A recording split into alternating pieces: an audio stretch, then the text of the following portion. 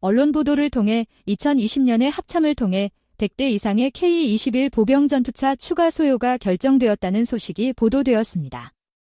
현재 합참은 소요 검증 작업을 수행 중이며 국회 예산심의를 통해 예산이 통과되면 2024년부터 육군은 신규 생산된 K-21 보병 전투차를 수령할 수 있게 됩니다. 여기서 흥미로운 사실은 한국 육군이 기존 K-21 보병 전투차는 물론 한화 디펜스가 호주 수출용으로 개발한 에즈-21 레드백 보병 전투차 도입도 검토하고 있다는 점입니다. 그럼 실제로 도입이 가능할까요? K-21 혹은 에즈-21이 추가로 필요하다. 호주 수출용으로 에즈-21을 개발한 한화 디펜스는 내심 한국 육군이 소량이 남아 에즈-21을 구매해주길 원하고 있었습니다. 자국 군대가 먼저 선정해 운용 중인 무기체계는 충분한 야전 신뢰성을 검증할 수 있는 데다 양산이 진행 중이라면 생산 가격을 크게 낮출 수 있기 때문입니다. 그리고 2019년부터 본지가 여러 번 소개한 한국 육군의 북한 진격작전에 맞추어 K-21 보병 전투차 추가 소요가 논의되고 있었기에 당연히 한화 디펜스는 에즈-21을 구매해주길 내심 바라고 있습니다.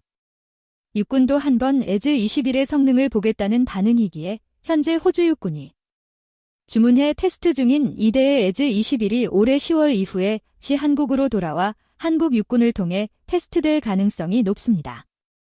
제7기동 군단과 K-21 신규 소요.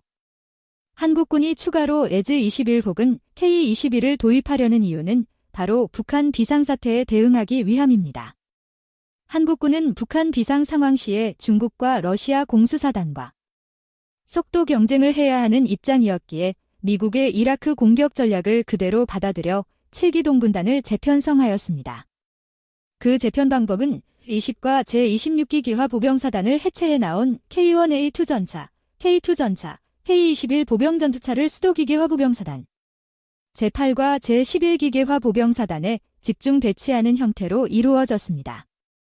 또한 2003년 이라크 전쟁 당시 큰 활약을 펼친 미국의 제101 공중기동사단의 한국형에 해당하는 제2신속대응사단이 제2보병사단을 기반으로 올해 1월 1일에 신규 창설되었습니다.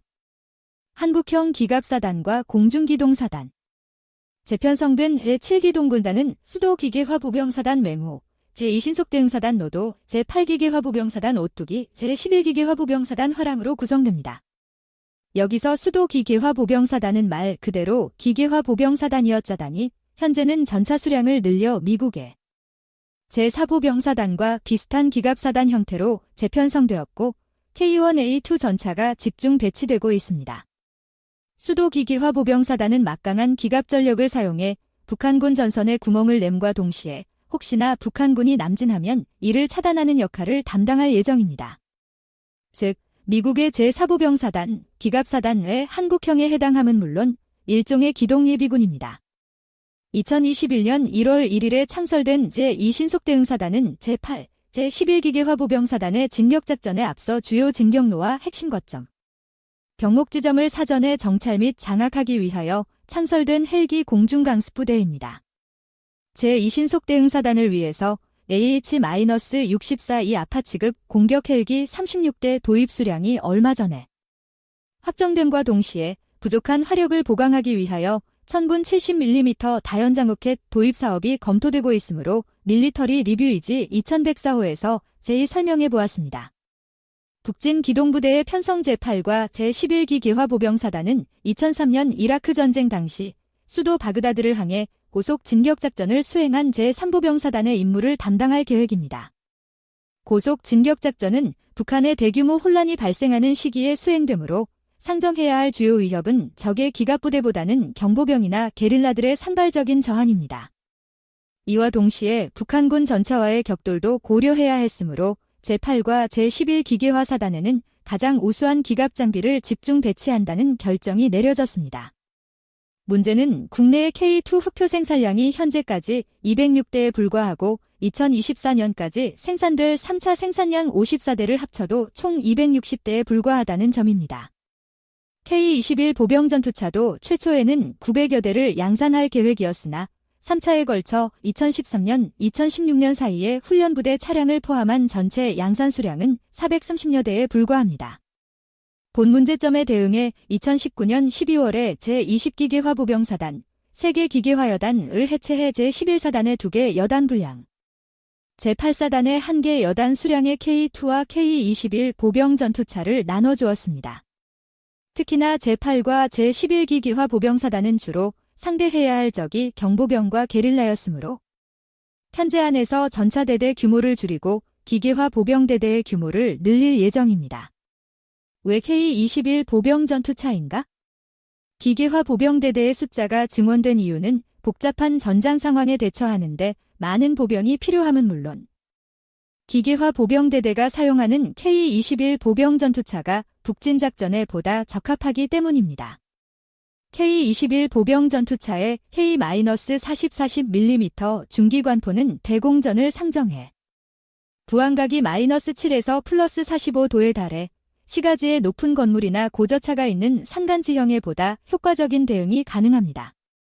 K21은 3종의 탄약을 사용하는데 K216HI 티탄 고폭소위탄은 주로 참호와 시가지 건물 파괴에 유용하며 실제 야전 테스트를 통해 참호 파괴에 아주 유용하다는 사실이 확인되었습니다.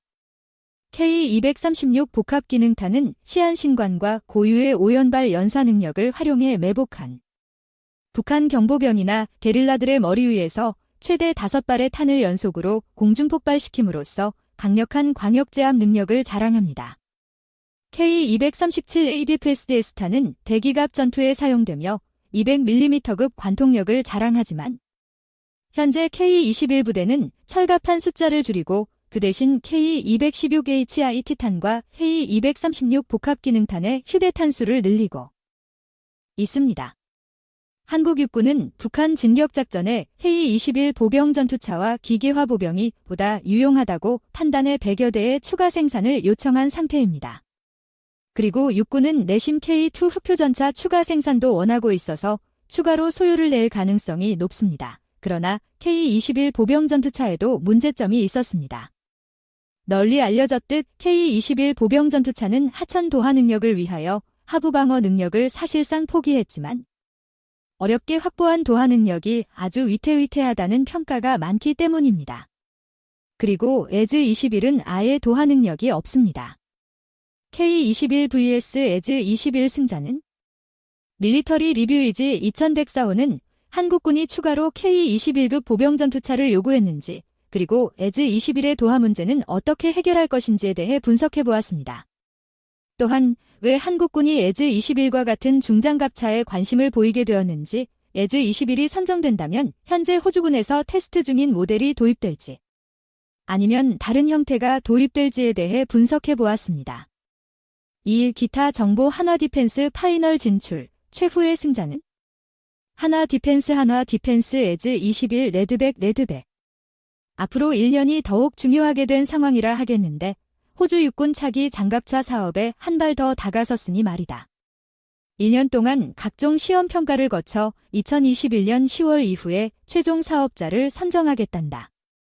미쿡 제너럴 다이내믹스의 에이젝스, 영국 대시스템즈의 CB90, 독일 라인메탈 디펜스의 링스와 치열한 경합을 벌였고 1차를 통과한 링스와 레드백이 호주 육군에게 얼마나 더 적합한지를 두고서 파이널 라운드를 펼칠 예정이라고. 에즈-21 레드백은 어느 날 갑자기 튀어나온 녀석이 아니라 이미 우리나라 육군의 제식 채용이 결정된 K21 장갑차의 개량형이다. 호주 육군은 미래형 궤도 장갑차 도입 사업을 추진 중이며 대략 400대 정도가 필요한 것으로 알려져 있다.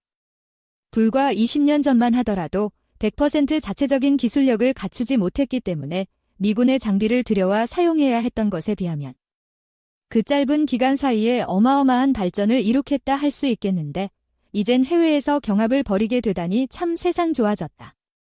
K21을 운용하면서 검증된 보병 장갑차를 자체적으로 개발한 기술력을 인정받았다는 셈이 된 거고 방호력과 화력을 더욱 업그레이드하여 호주의 실정에 맞춰서 개량한 미래형 궤도 장갑차로서의 면모를 갖췄다고 한다. 30mm 포탑과 대전차 미사일, 탐지장치의 방어 시스템까지 갖춰서 최종 경합을 대비하고 있다고 한다. K21 장갑차에서 얼마나 더 업그레이드가 될 것인가도 관심이 간다 하겠다.